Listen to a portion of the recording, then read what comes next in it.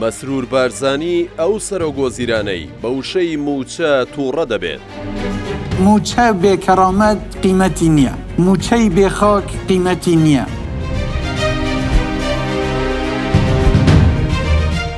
مەسرور بارزانی سەرۆکی حکوومەتی هەرێمی کوردستان لە دیدارێکدا لەبارەی موچەوە دەڵێت موچەی بێخاک قیمەتی نییە.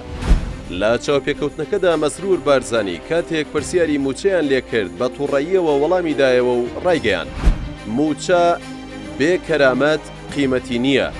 ئەوەش یەکەم جار نییە مەسرور بارزانی لە پرسی موچەدا بە تووڕەیی قسە بکات، بەڵکو هەر جارێک باز لەو پرسە بکرێت وەک منەتێک بەسەر فەرمانبەران مەسرور بارزانی قسە دەکات. پرسی موچە لە چاوپێکەوتنەکەی مەسرور بارزانی تەوەرێکی سەرەکی بوو. سەرۆکوەزیران وتی لەگەڵ حکوومەتی فیدراڵ گەیشتووینەتە تێگەیشتنی هاوبەش و بەردەوام دەبین. موچە دەکەوێتە سەر ڕێچکەی خۆی و پەنا بەخوا چیتر نابێتە هەواڵی ڕۆژنامە و میدیاکان. ئەو قسانەش لە کاتێکدایە تا ئێستا پرسی موچە هەروەک هەواڵماوەتەوە و موچەی 2 مانگی هێزانمنیەکان هێشتا نەدراوە.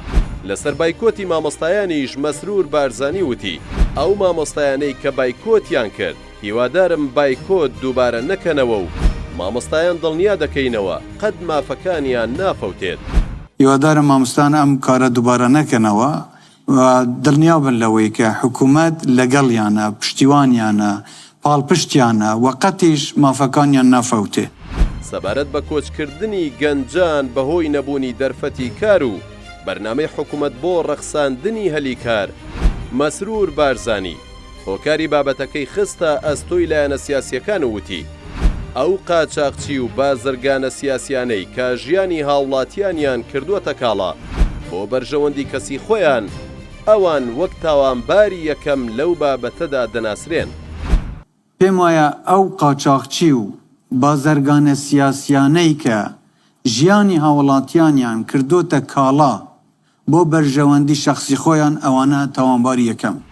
هەرچەندە ڕوون نییە مەبەستی مەسرور بارزانی لە بازرگانی سیاسی چییە، بەڵام ئەوە دانپێدانانێکی ئاشکرا بوو بەوەی کەسانێکن لەسەر و دەسەڵاتی حکوومەتەکەی مەسرور بارزانیەوەن و هۆکاری کۆچی هاوڵاتیان و ئەویش دەسەڵاتی بەسەریاندا نییە.